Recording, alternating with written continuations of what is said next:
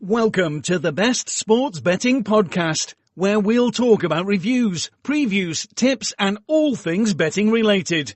Brought to you by bestsportsbetting.co.za. Now, on to our hosts. Sports Betting Podcast, powered by PlayerBets, episode number 39, which is Simon's age. No, it's not really. Simon wishes he was 39. Don't flatter me, Rob. Don't flatter me. Yeah, so pretty crazy weekend. We're going to just jump straight into it. We're going to talk first about the Champions League, I think. And I was a bit unfortunate with my best bets. 2-0 up after 10 minutes, money in the bank. I even sent Simon a message saying, easiest money I've made. And guess what happens? They miss a penalty. They don't go 3-0 up. Tottenham come back. 2-2, money gone. Whereas you called both teams to score, Liverpool to score in the first half, if I remember correctly. Yeah, that's right. Well, this is one of those things, I wanted to give the listeners the shorter odds bet, being the both teams to score, and the Liverpool scoring in the first half obviously came in much easier, and the both teams to score actually didn't come in. So yeah, hopefully the listeners took the bigger price there. I was more confident. I said I'd rather put my faith in Liverpool than in Porto, but unfortunately, hopefully, both didn't come in there, but the Liverpool to score in the first half was never in doubt. Yeah, and I was very upset about my bet not coming in. It was a cracker price. It was one of those bets that you would be taking all day, every day. I don't regret taking the bets. I think Juventus just squandered every opportunity that they had. I mean, Higuain got greedy. He wanted his hat-trick. Took an absolute a piece of shit of a penalty. I mean, I could have closed my eyes and kicked that with my left toe, and it probably would have been a better penalty than the one he took. So that was disappointing. They also missed a couple other opportunities, but credit to Tottenham for coming back. A great result for them at the end of the day. And I expect the return leg in London is going to be pretty interesting. Yeah, absolutely. Robin, did you see any of the Real Madrid PSG match? No, I didn't. I did like the unders there. I was completely wrong. I think it was looking unders for a while. I didn't manage to watch it. I didn't actually get my bet down. If I'd had the chance to, I would have, because it was just such cracking value at 25-10. Look, cracking result there for Madrid, 3-1. It's going to be difficult for PSG to turn that over, but there might be some value taking PSG to qualify for the next round, seeing that they do have that away goal. Yeah, I mean, I switched over to this game from Liverpool-Porto once my bet had landed quite early in that first half. And obviously Real Madrid have had quite a poor domestic season, especially for their standards. But they really showed up when it mattered, and obviously being very important as being defending champions as well. And yeah, they got the 3-0 win there. And it's going to be interesting to see what happens in Paris. Look, PSG are really strong at home. So it'll be interesting to see what happens here. But 3-1 is quite a deficit to turn over. So I would certainly be favouring Real Madrid there to qualify. Yeah, but a 2-0 scoreline for PSG is not out of the question, and that would be enough to see them through, which is something that I'll be looking at. Sure. But let's jump into the Super Rugby. I've lots of banter going on Twitter about the Super Rugby. I was told back the Sharks, back the Jaguars. I'm calling them the Jaguars. You can call them Jaguars, whatever you want. It's, tomato. But, disappointing result for the Stormers. And, 25-20 was not good enough. It was actually a game, honestly, the ref kind of saved them towards the end. I'm not sure if you caught much of that match. I did catch both matches, Rob. Look, the Stormers, they definitely disappointed me. I thought that they underperformed. It was 28-20, so they almost did cover that 8.5 point handicap. Actually, I looked at that, and as I said to you last week, I said if you put a gun to my head, I would lay the points with the Stormers, but I wasn't jumping to make that bet. So look, as I said, it wasn't the best result for them, but I guess they got the job done. But I certainly expected them to win a little bit more comfortably, especially at Newlands. But as I said, I wasn't running to lay those points. But at least we got a winner with Sharks plus 8.5 against the Lions. Did you watch that game, Rob? No, I fortunately didn't watch that game. I was sitting in a pool that was as hot as Cape Town sun on that day, sipping on some Jägermeister and other sort of, all sorts of Saturday drinks after the Stormers game. So I did miss the game. So I'm not going to give too many comments on the game. I can comment on the final score. I did like the Sharks on the plus. You know, a lot of people were heavy on the Sharks on the plus, and it proved to be true. You know, the Lions aren't quite the same team that they were a year ago, just with injuries, new coaches, you know, all of that. Yeah. Sort of thing. Look, it was quite a well contested game, but sure, but there was some woeful penalty kicks, both from Dupree and Yankees towards the end. Dupree missed 3, and I think Yankees missed 2. But it was actually a good showcase for Super Rugby, I must say, in the first week. It was a good game besides the penalty kicking. But yeah, it really could have gone either way in terms of covering that handicap, because once the Sharks missed those couple of kicks, it looked like the Lions would cover quite easily, and then Yankees missed 2 from pretty close. So yeah, they ended up we ended up just covering there. It would end up being a 7-point deficit, 26-19. But yeah, look, I think that the game was closer than those 8.5 points. Yeah, there was definitely value on that plus, and I'm glad it came through in the end.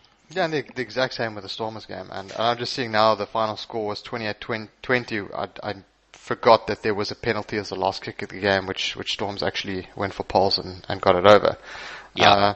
You know, and just for those who didn't watch the Stormers game, it was 25-20 with about 5 minutes to go, and the Stormers had a yellow card. The Argentinian side had a 5-meter scrum on the Stormers, or 5-meter line, obviously.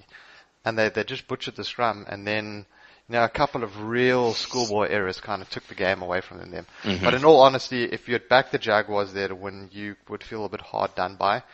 Sure. Stormers no way to deserve to cover minus 8.5 there. There's no chance in hell. But anyway. Moving on, you know, we've got quite a bit of sports upcoming this week, Simon. There's a full slate of Premier League. We've got Champions League. We've got Six Nations, Super Rugby, all that good stuff. Yeah. Where would you like to start off? What's really tickling your fancy? Well, I think let's start with the Champions League, seeing that is tomorrow and Wednesday. That'll probably be a good place to start. Yeah. Right, yeah, so I've looked at this Champions League card. I'm not overly excited about it, to be honest. You know, it's a nice card with Chelsea playing Barca. That's probably the only match that I would have a little sprinkle on. You know, Bayern against Besiktas. I'm not going to try and pronounce the Turkish name. Besiktas. Yes, Simon will correct me. Sevilla United and Shakhtar Donetsk against Roma. Honestly, only one of those games has any sort of betting value for me, and that's the Chelsea game. So what are your thoughts just on the card itself? Yeah, look, I agree with you. I don't think it's a very exciting card. I think Chelsea-Barcelona is most certainly the marquee matchup there, but nothing to really get excited about. But there is a bet that I do like. And that's Shakhtar Donetsk draw no bet at home to Roma, and that's going at 8-10 at the moment. Shakhtar have been pretty good this season. They've beaten both Napoli and Man City at home, and they've kept plenty clean sheets in the domestic league. Roma's away record isn't too bad, but they've often struggled to get all 3 points on the road, and that's even against quite weak opposition. So I think the price for a Shakhtar win should be closer to about 12-10, and you're getting 15-10. So I like to keep the draw on my side there and take the draw no bet at a price of 8-10.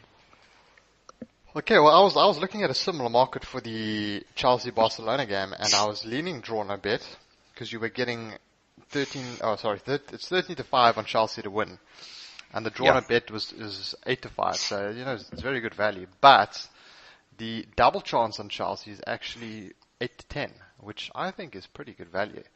You know, Barcelona are Barcelona. They are the unstoppable juggernauts. But it is European night, and you know Chelsea haven't been fantastic in recent form, but they have sort of picked up. They picked up a good win against West Brom and a good win against Hull City.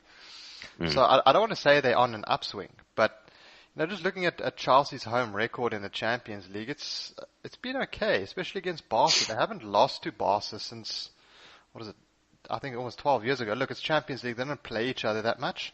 But they've got a very good home record against Barcelona, having only lost one game. This is going back 18 odd years. So, you know, it's very difficult for me to discount Chelsea, especially considering their kind of group, their group performance. It wasn't fantastic. They did lose to Inter. No, that was into the Champions Cup. Sorry, they did lose they drew with Atletico Madrid and Roma. That's right. But those were almost kind of dead rubber games, in my opinion, except for the one against Atletico Madrid. So I don't see them picking up or losing against Barcelona here, and I think it's a good bet to take some of the double chance, especially considering Barca's recent form. They haven't been on fire, especially in La Liga. You know, they've only won one of their last 3 games in La Liga. The other 2 have been draws. You know, 2 of those were at home. So I think it's a good time to maybe go against Barcelona and back a possibly resurgent Chelsea. And at 8-10, you're not going to get too hurt, especially on a double chance. Sure. Yeah, so that would be my bet. I don't have anything else for the other games. You know, there's no value that I can see otherwise. Roma, I am not keen on backing or opposing that much. United, you know, they're playing against Sevilla. Sevilla are a decent side, but I mean, the odds that you're getting on United there, you know, 14-10 for a win is just not good enough for me. It's basically a pick'em game. They're actually favourites in that game, so. You know, it might be worth maybe, you know, opposing them there, taking some Sevilla draw on a bet, but I would recommend just staying away from that game completely. Yeah, the thing with United is they've also got Chelsea on the weekend as well. So, you can argue, I mean, look, obviously the Champions League is probably more important, even though they are still, I mean, I guess, to no avail chasing, City at the top of the table. They've got a tough fixture, so it's not a time, in my opinion, to get with United. I totally agree with you there. There might just be a little bit of a log jam in terms of fixtures. All right, and then, you know, let's dive into the Super Rugby, where we've got a nice slate of Super Rugby games. You know, it's not just a little too tantalizing teaser for us. We've got the big sides in action on Friday. We've got the Highlanders Blues, which is an absolute curtain raiser for should I say, the first proper round of fixtures. Yes, that's going to be a cracker.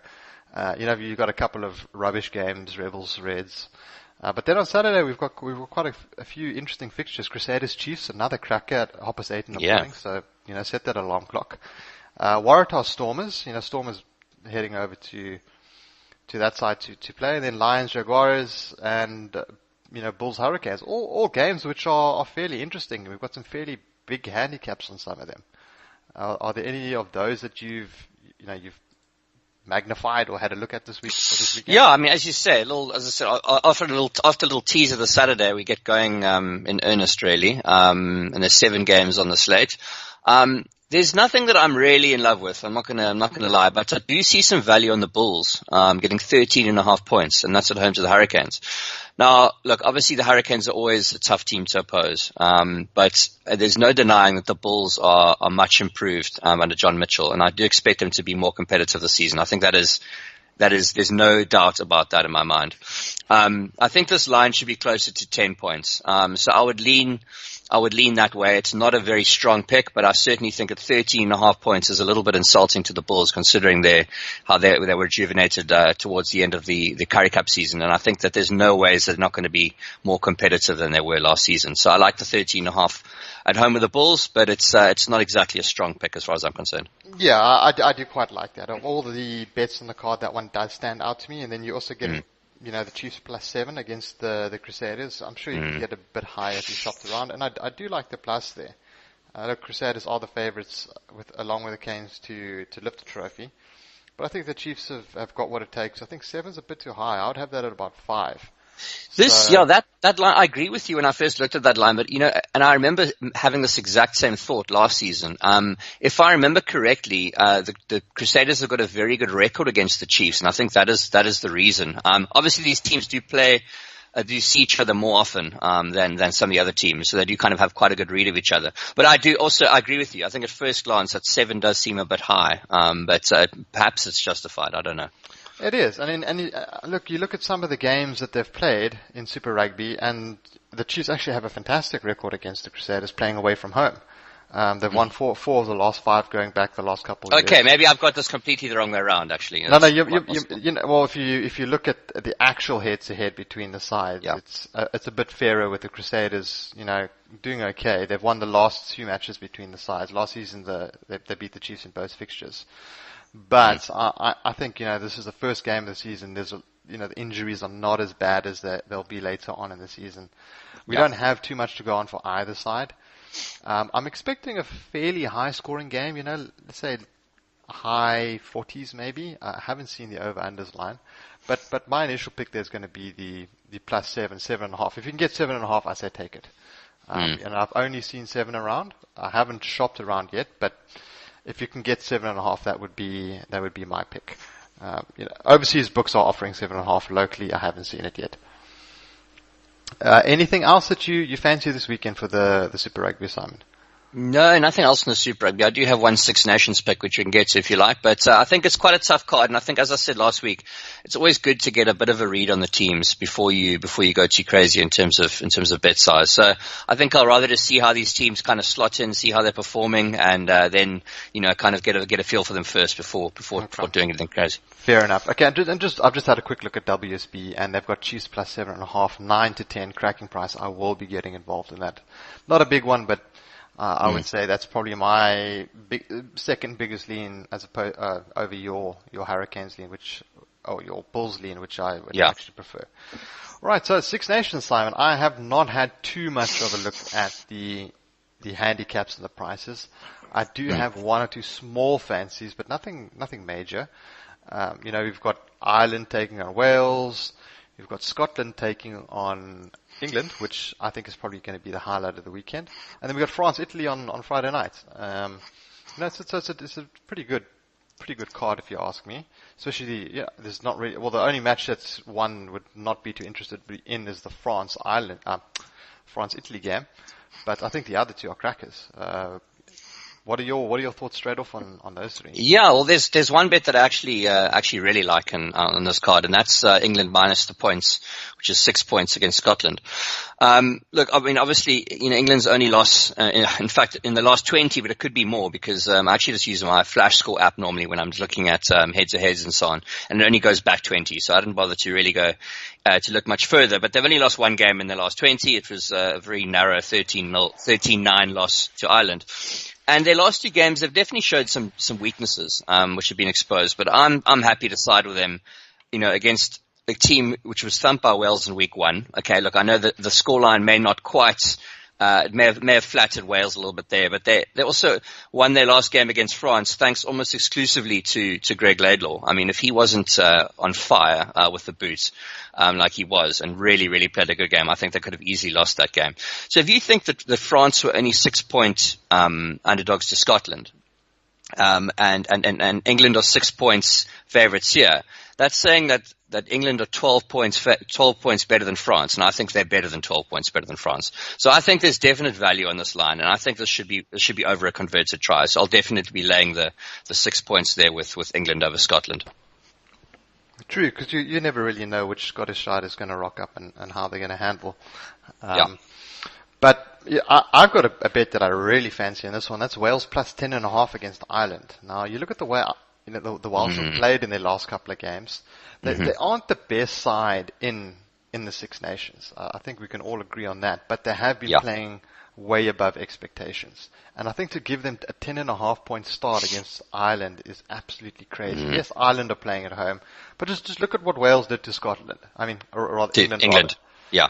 That should have been a lot closer. It should have been 12-10 around there. That disallowed try that everyone's been moaning about. And in my eyes, it was a try. You can say what you want. And then you look at the game that Wales played against Scotland, absolutely smashed them. So I don't see why they're getting 10.5 points. I haven't, delved too much into the injury list, weather, that kind of thing. But if the weather's bad, if there's not too many injuries, then I'm taking that plus 10.5. I don't see Ireland covering 10.5 against Wales. I don't see it happening. Yeah, I must say, Rob, I thought exactly the same thing when I looked at that line. And then I kept just thinking back to that performance of Ireland. And you know what? That's what happens. Obviously, there's always an overreaction to a team who really blows out another team or gets completely blown out themselves. And Ireland did look amazing last weekend. But I think that line is a little bit inflated. I did have a look at that. I still prefer the England minus 6, but that's certainly one that got my attention as well. Yeah, and Ireland looked amazing against Italy. Now, Italy is the weakest, or one of them, Scotland are the weakest side in Six Nations. So, England didn't exactly, was it England that beat them, that didn't exactly impress against the Italians? Yeah, in the first half especially, yeah. Yeah, look, the Italians are very good in the first half, and then they do tend to kind of fold in the second half. But they won 46-15. And, you've got an Ireland side that did a hell of a lot better against England than Italy did. So, I think it's definitely worth having a solid punt on the plus 10.5 for the Welsh. Yeah, look, 10.5 is a good number as well, obviously. That's being a converted try penalty. Yeah. Plus some. Pretty much the same sort of numbers you're looking at with NFL. So that 10.5 is kind of where you want it if you're going to put the plus on there. Which, looking at two teams where, you can't deny that the one is significantly inferior, but 10.5 is a good number. And I would actually have this line at about 7.5. So I'm happy to take those extra 3 points.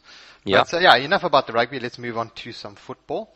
We've got another full slate of Premier League games this weekend. Man, it's going to be a crazy weekend. I'm stuck on the couch.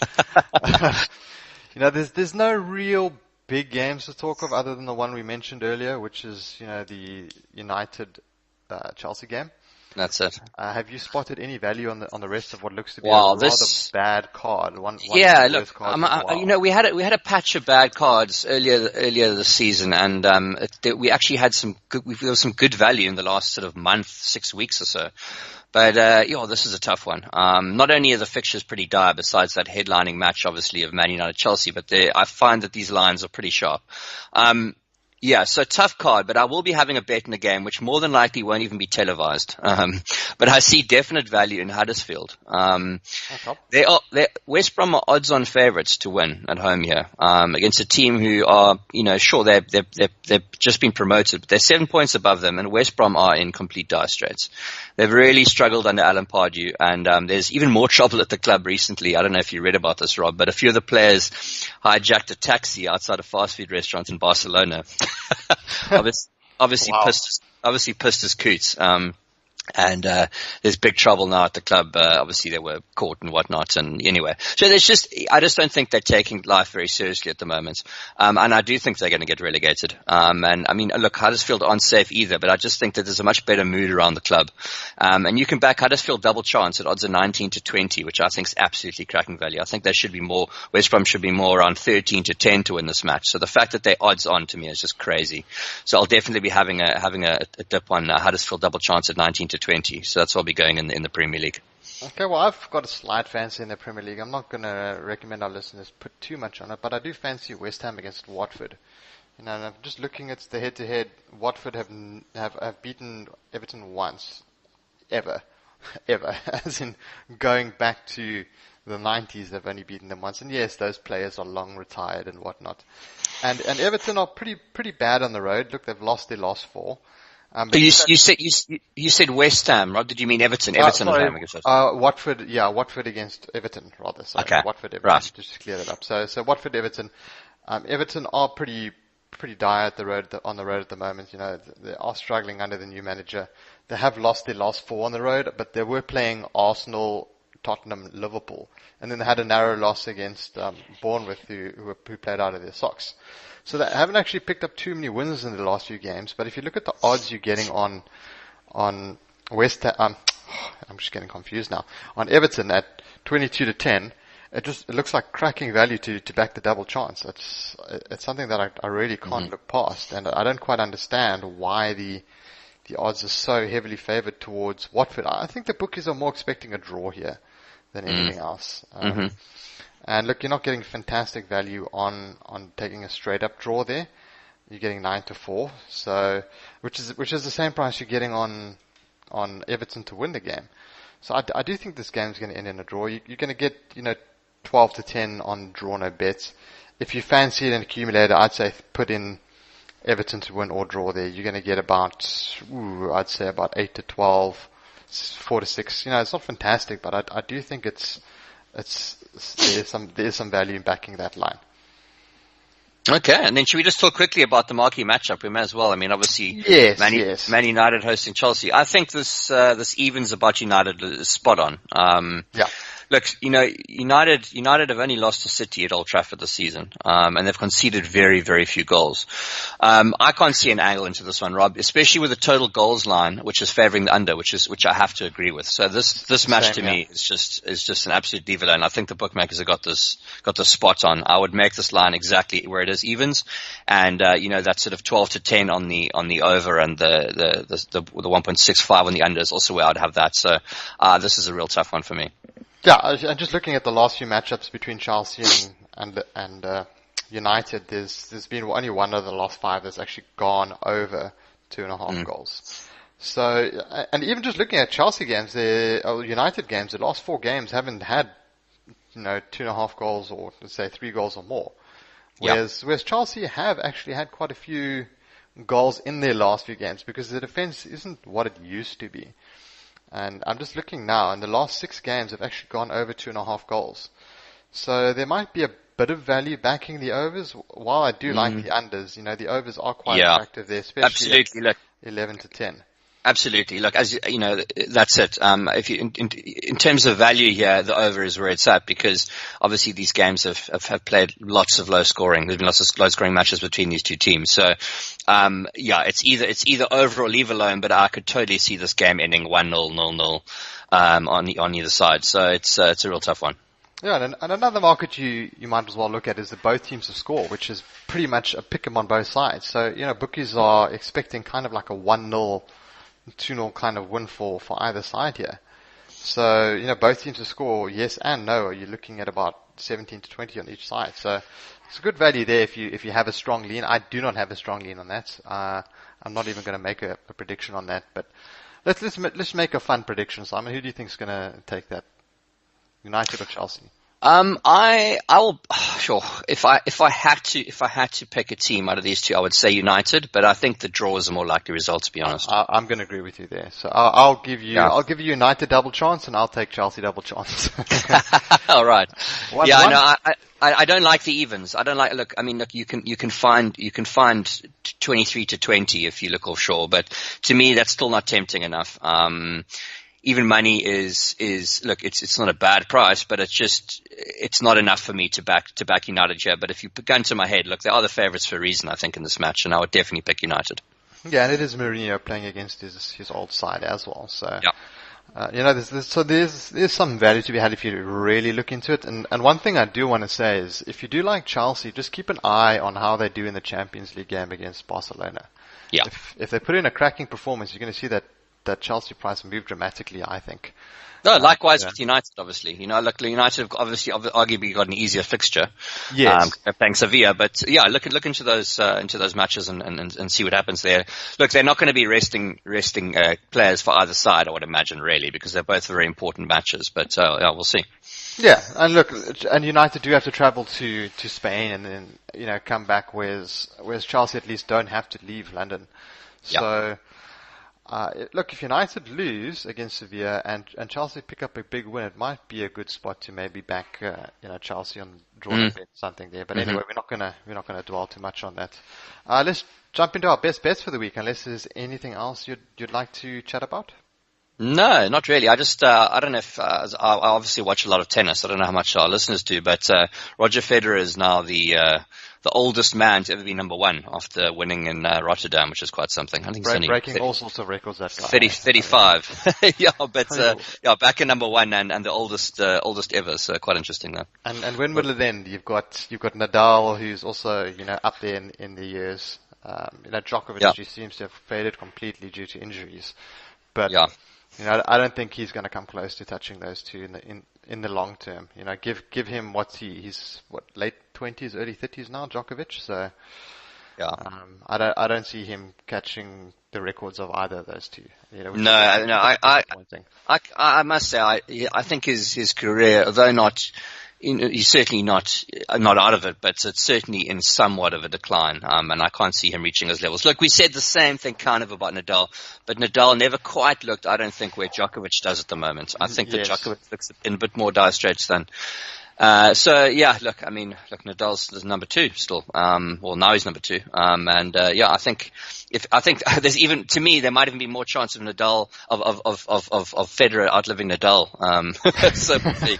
I think those two will be playing tennis at 100 years old. So what's your best bet for the week? Unless you've got I'm going to go to Six Nations. I'm going to lay the points with England. I think this should be closer to 9-10 points. As I said, if you think that France were only 6-point underdogs to Scotland, okay, that's saying that England are only 12 points better than France. And I don't think that's accurate. I think that England are much closer to 15, 16 points better than France.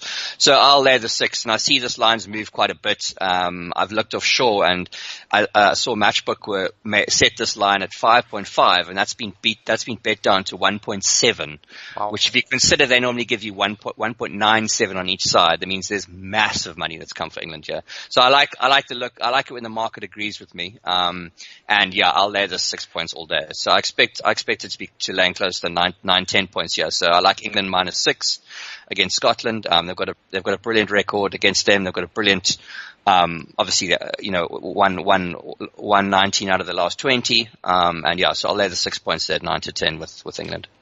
Okay, and I'm going to be going to the Six Nations as well. Ireland versus Wales. I'll be taking the +10.5 on Wales against Ireland. I've discussed why I like it before. And I think a pretty good bet to take there would be first point scored, penalty. I don't think you're going to find any lines out for it now, but you should get some pretty decent value. I think there's going to be quite a low scoring first half, and I think it'll open up a bit in the second half. So taking something like Wales half-time, Ireland full-time at 9-2 is also something worth considering. Even taking Wales to win the race to 10 points at 5-2 is some value. But I'm going with Wales +10.5. Simon and I are both stuck in the Six Nations. We're going to be seated on the couch with our beers, cheering on a league and kind of ignoring the Super Rugby for this week. Awesome. All right, Simon, thanks for coming in, guys. We'll see you next time. Don't forget to like us on Twitter, check out our Facebook pages, and we'll see you next time. Simon, have a good one. Cheers. Thanks. You too, Rob. Cheers. Thank you for listening, and don't forget to visit our site, Facebook and Twitter pages. Let's go make some money.